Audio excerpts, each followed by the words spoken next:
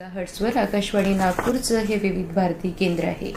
10:58 होत आहेत. ऐकूया ठळक मराठी बातम्या. आकाशवाणी नागपूर, हेमांगी कुलकर्णी आपल्याला ठळक बातम्या देत आहे. लोकसभेतील विरोधी पक्षनेते राहुल गांधी यांनी बहुजन समाजाचे नेते कांशीराम यांना त्यांच्या जयंतीनिमित्त मरणोत्तर भारतरत्न देण्याची मागणी केली आहे. पंतप्रधान नरेंद्र मोदी यांना लिहिलेल्या पत्रात त्यांनी कांशीराम यांनी बहुजन आणि गरीब समाजात राजकीय जागरूकता निर्माण करून भारतीय राजकारणाचं स्वरूप बदलण्यात महत्त्वाची भूमिका बजावल्याचं म्हटलं आहे. कांशीराम यांच्या कार्यामुळे लोकशाही अधिक प्रातिनिधिक आणि न्याय्य बनल्याचंही राहुल गांधी यांनी नमूद केलं आहे.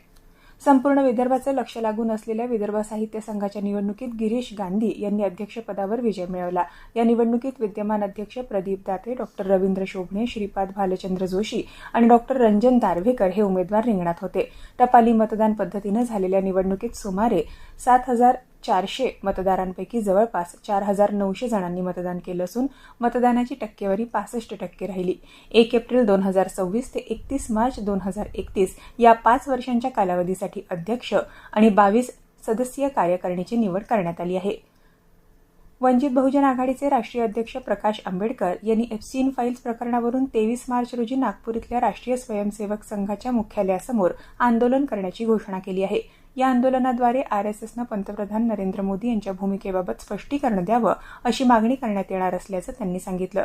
मुंबईत विविध राजकीय पक्ष आणि सामाजिक संघटनांच्या बैठकीत या विषयावर चर्चा झाल्याचंही आंबेडकर यांनी सांगितलं.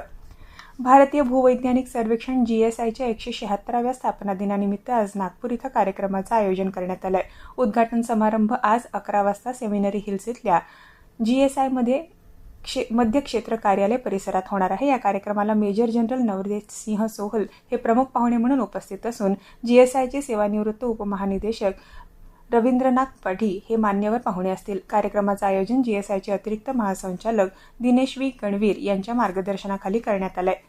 भारत सरकारच्या सांख्यिकी आणि कार्यक्रम अंमलबजावणी मंत्रालयाअंतर्गत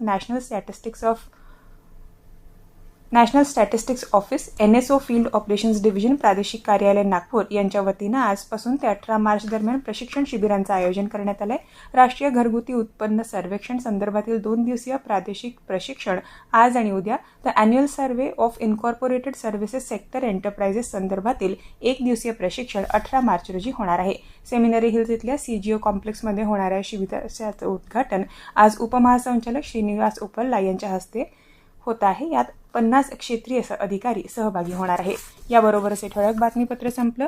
या पुढील ठळक बातमीपत्र 11:57 ऐकता येईल. नमस्कार.